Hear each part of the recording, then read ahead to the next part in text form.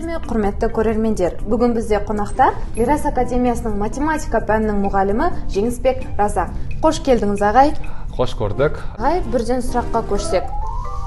11-ші сынып оқушылары ұлттық бірыңғай тестілеуге қалай дайындалған дұрыс?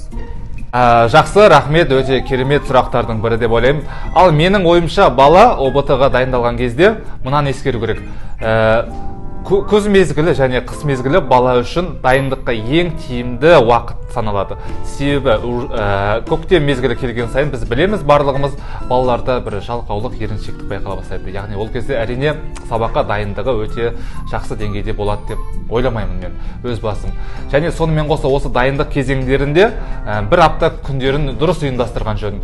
Мысалы, аптада 7 күн болса, бала ОБТ-да 5 пәннен тест тапсырады, сондықтан аптаның 5 күнін сол 5 пәнге бөліп қойса екен.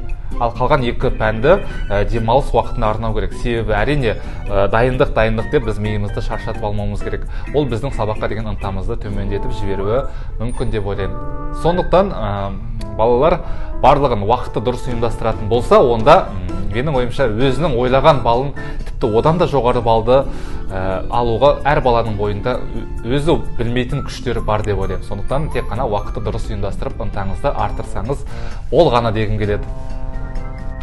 Ал ағай, жақсы, дайындық ойдағыдай жүрді деліп. Бірақ соның өзінде оқушылар нағыз ұлттық бірыңғай тестілеуге кірген кезде әсіресе қыз балалардың психологиялық жағынан қобалжу болады. Ондай кезде балалар қалай өздерін өздері ұстаған жөн?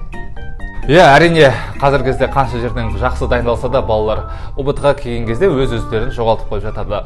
Сондықтан оған негізгі себептердің бір ретінде мен мынаны айтып өтейін. Бала ОБТ-ға кірмей жатып алдын ала өзін психологиялық дайындықтан өткізбейді. Ол бірінші негізгі жағдай ғой.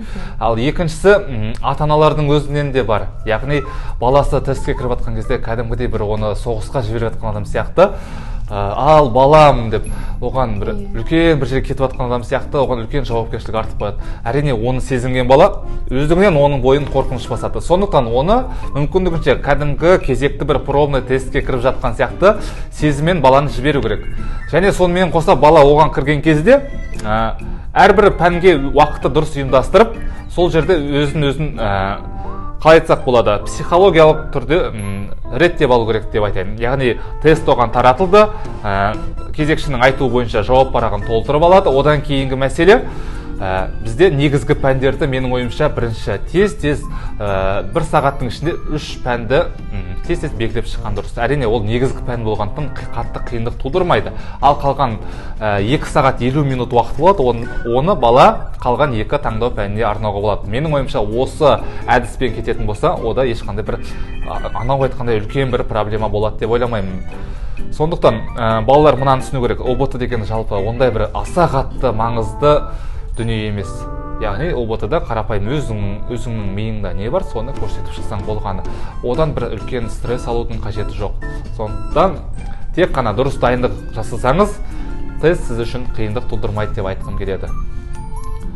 Ал Жеңісбек ағай, бүгін біздің бағдарламамызға келіп, ойыңызбен бөлісіп, сұрақтарымызға жауап бергеніңізге сізге көптен көп рахмет. Ал құрметті көрермендер, біздің Мирас ТВ бағдарламасын әр апта сайын жіберіп алмай тамашалаңыздар.